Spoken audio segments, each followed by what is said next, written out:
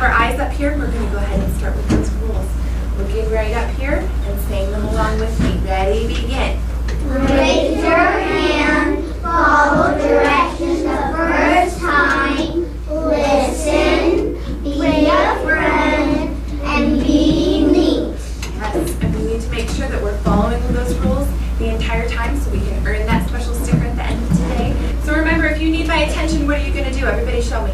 If you need my attention, you're going to raise your hands like that. Everybody, let's go out and clean out our ears so we know that you're ready to listen.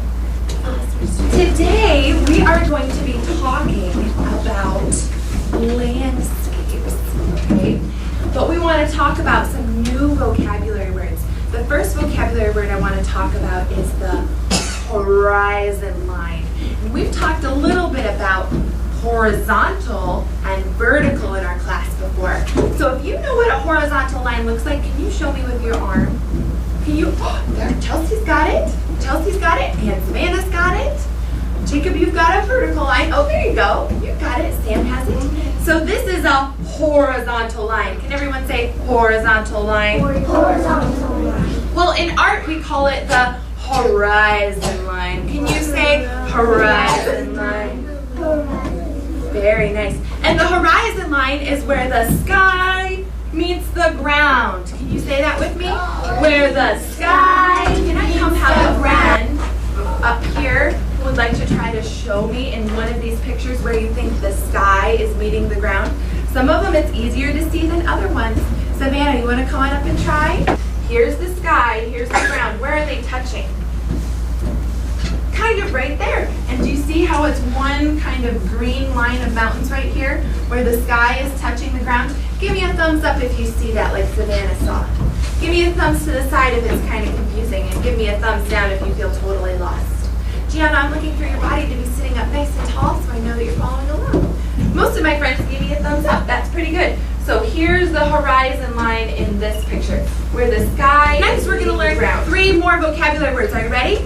The first is foreground. Can you say foreground? Foreground. Foreground are things that are closest to you in the picture. They're going to be biggest and the brightest colors. So everyone say foreground. Foreground. So in the foreground of this classroom, what's closest to me is Peyton and KJ and Maggie.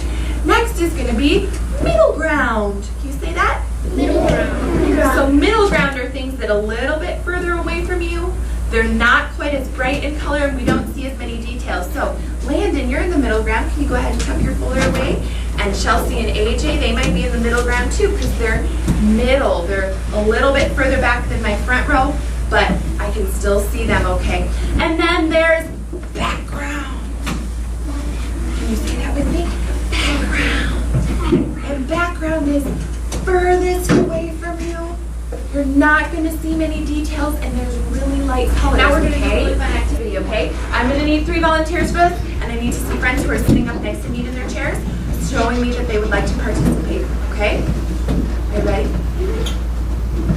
First, I need someone to come up here and be the foreground. Let's see.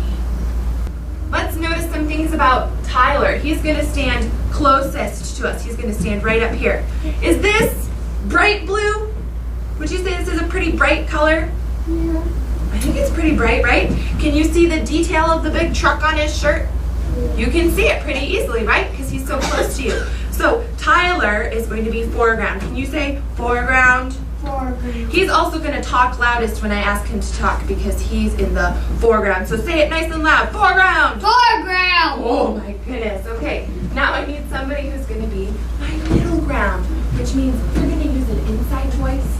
You are not going to quite have as much detail on your shirt, just some words, and you're going to be a little bit further back than Tyler, who is going to be my middle ground. I need somebody who's a little bit shorter than Tyler, too. Let's see. Oh, this is so hard. So many of my friends are doing lovely jobs sitting. Gianna, you want to come try it?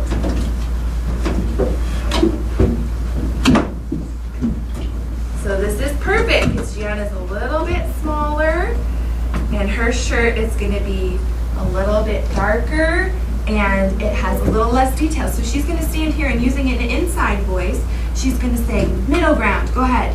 Middle ground. Middle ground. Now I need somebody who's a really good whisperer.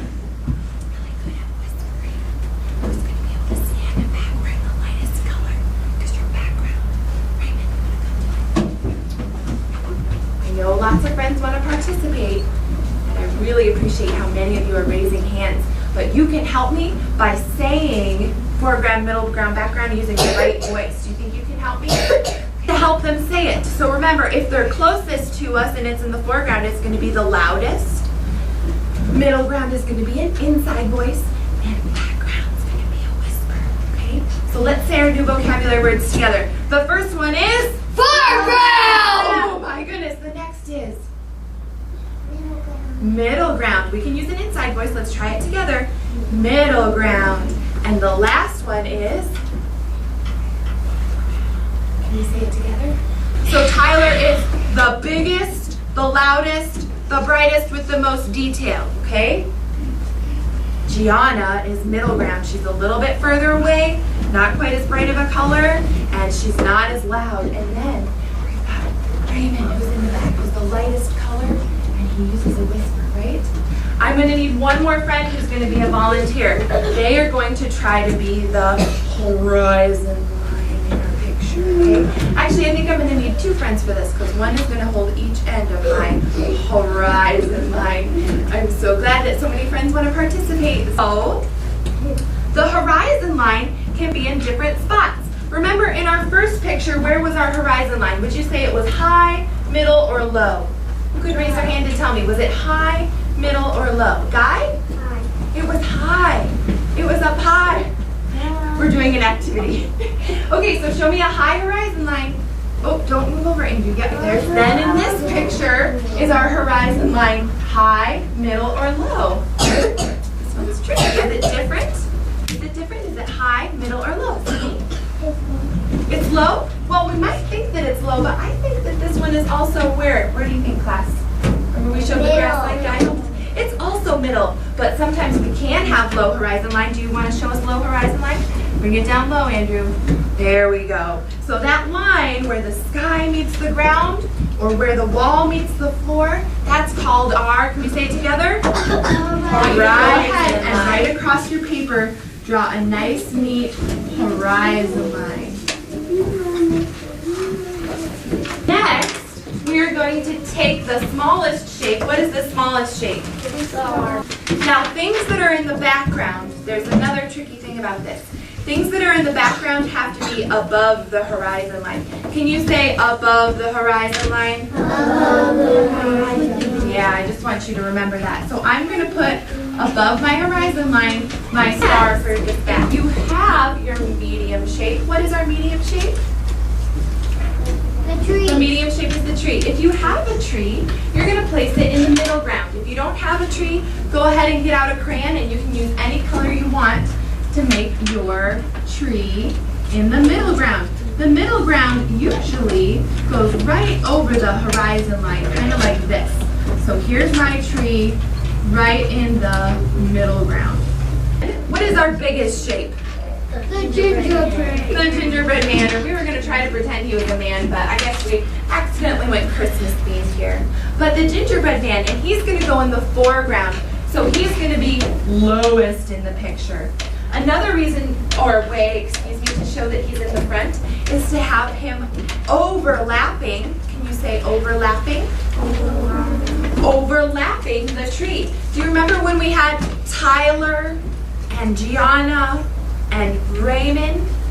Do you remember how Gianna kind of overlapped Raymond a little bit, and then Tyler kind of overlapped both of them? Do you remember that? He was standing in the front a little bit. That's why we're going to make our man overlap a little bit. So go ahead and put him in the very foreground, okay? After you have them all placed down, then you can start to color in the scene around it to finish out your landscape, okay?